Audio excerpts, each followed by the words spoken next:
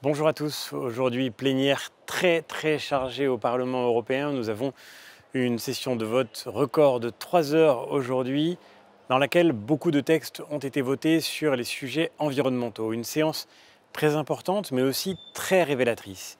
Nous avons eu l'occasion, par exemple, de voter un texte sur la réglementation européenne à propos des pesticides. Notre groupe, depuis le début, alerte sur cette réglementation. Nous sommes favorables à ce que les pesticides soient mieux encadrés, mieux réglementés pour la santé des agriculteurs d'abord, pour la protection de nos sols, pour la protection des consommateurs que nous sommes tous, et parce que nous tenons à un modèle d'agriculture responsable. Mais ce texte, en l'état, était tellement radical qu'il menaçait directement la capacité de produire en Europe notre alimentation.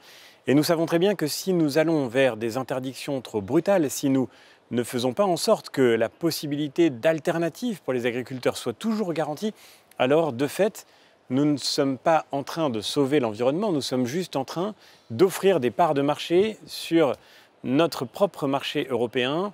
Nous sommes en train d'offrir des chances à des productions dans les pays tiers qui ne respectent aucune de nos règles. Nous l'avons fait pendant longtemps, il est temps de sortir de cette logique aberrante. C'est la raison pour laquelle nous avons demandé sur plusieurs sujets majeurs et nous avons obtenu que des équilibres soient trouvés qui permettent de garantir la capacité des agriculteurs de continuer à travailler en Europe.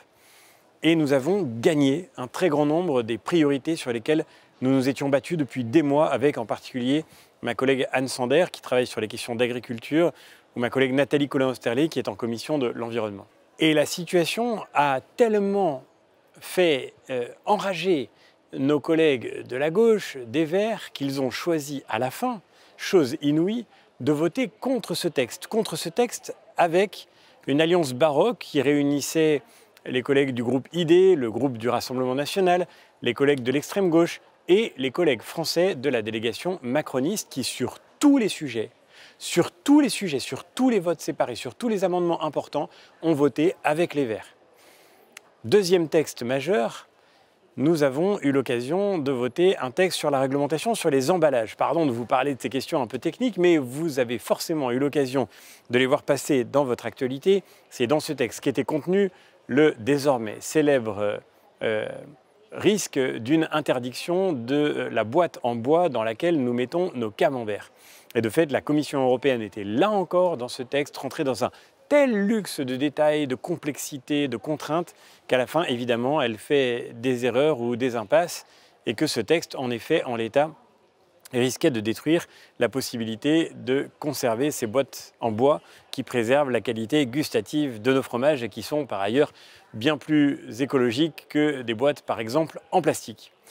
Contresens environnemental majeur pour lutter contre lequel nous avions déposé un amendement qui permettait de faire une exemption contre ces boîtes en bois. Là aussi, chose incroyable, qui a fait que cet amendement a été combattu jusqu'à manquer de 8 voix pour pouvoir passer? Eh bien sûr, la gauche et les Verts, mais aussi nos collègues macronistes qui se sont abstenus sur cet amendement quand tout leur groupe, lui, votait contre, ce qui fait que notre amendement n'a pas pu être adopté. Sachez-le donc, si les boîtes de camembert en bois seront toujours menacées, eh bien c'est en particulier grâce aux élus macronistes qui poussent l'idéologie jusqu'à ne pas s'opposer à une mesure pourtant absolument évidente. Je pense que tout le monde l'a constaté. Eux se défendent en disant qu'ils ont déposé un autre amendement, un amendement qui permettait de maintenir un sursis sur ces boîtes en bois tant que la Commission n'aurait pas rendu un examen plus détaillé, mais ce sursis très illusoire, malheureusement, ne protégera pas la filière.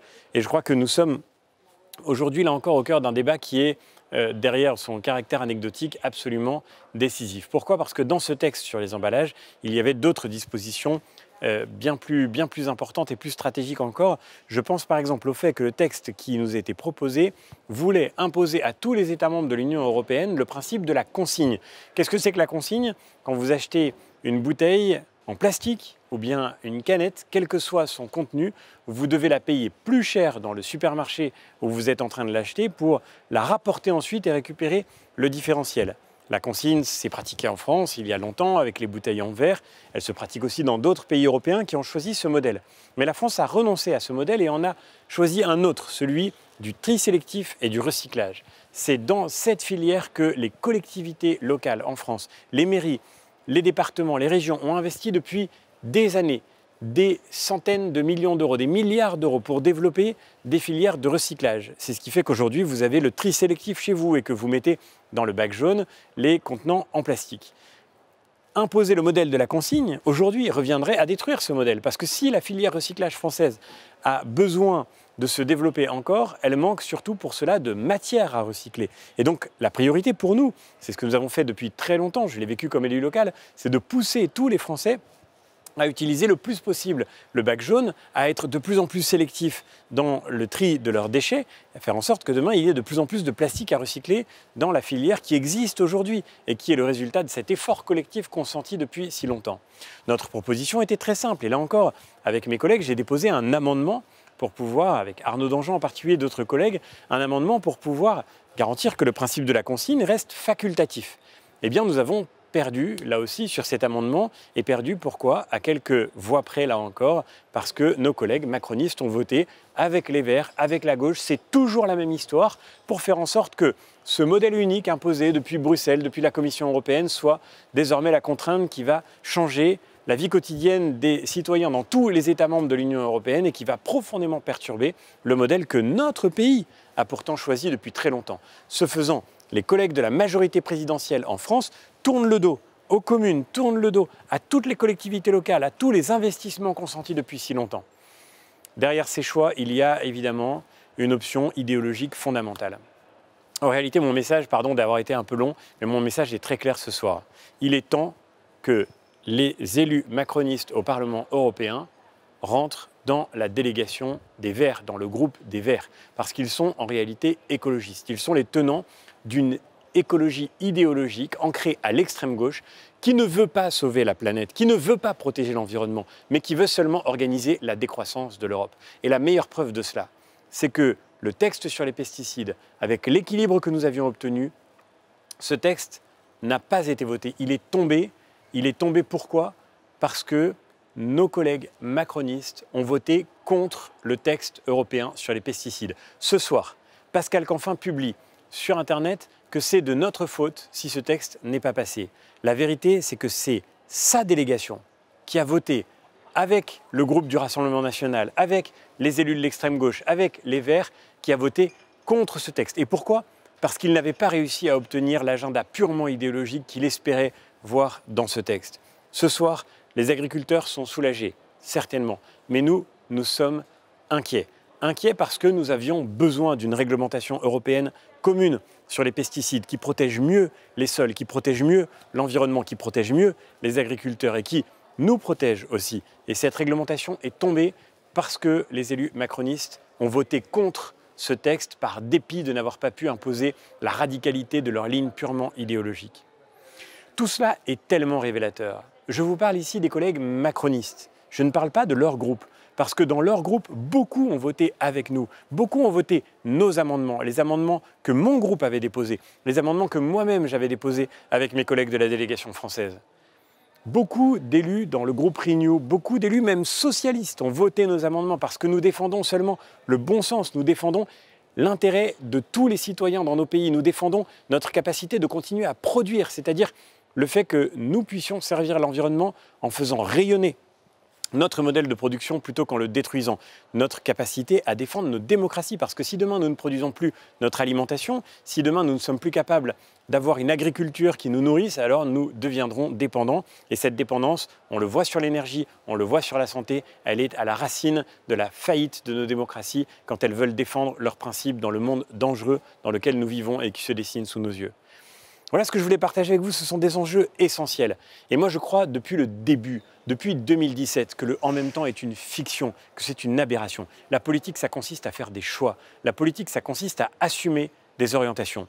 Et en matière de production, en matière économique, en matière agricole, nous voyons aujourd'hui de manière extrêmement claire que le groupe macroniste, en réalité, est un groupe vert.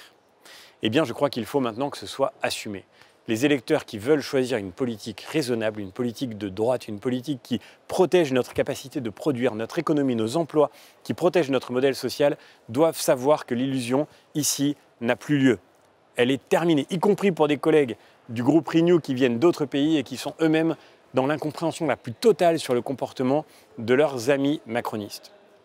Voilà ce que je voulais partager avec vous. Pardon d'avoir été très long ce soir. Il y aurait beaucoup d'autres sujets encore à évoquer. Le débat que nous avons eu sur la situation en Espagne et évidemment beaucoup de sujets qui touchent à notre vie politique nationale qui est évidemment inquiétante. L'actualité des derniers jours pèse de tout son poids sur le travail que nous faisons ici et je ne peux pas terminer sans dire à quel point je suis, malgré ces sujets techniques dans lesquels nous sommes engagés tous les jours et sur lesquels nous bataillons, pour vous dire à quel point je suis marqué par la situation en France, par ce qui s'est passé il y a quelques jours à Crépol et la mort du jeune Thomas. Tout cela évidemment est une infinie tristesse et surtout une immense inquiétude parce que ce que nous voyons se dessiner devant nous, c'est le spectre d'une violence qui finit par faire la loi. J'aurai l'occasion de vous en reparler plus longuement bien sûr. En attendant, merci à vous de nous avoir suivis dans ces débats de longue haleine. Heureux d'être, je crois que nous sommes malheureusement les seuls parce que les autres forces politiques qui prétendent s'indigner des politiques européennes ont été complètement absentes de ces sujets au cours des derniers mois, mais nous en avons un peu l'habitude. Heureux que nous ayons été au cœur de ces batailles décisives. Ce soir, je crois, nous pouvons être un peu soulagés pour l'avenir, mais aussi inquiets de voir que l'ambiguïté de certains conduit à des renoncements dangereux. Merci encore et à très bientôt.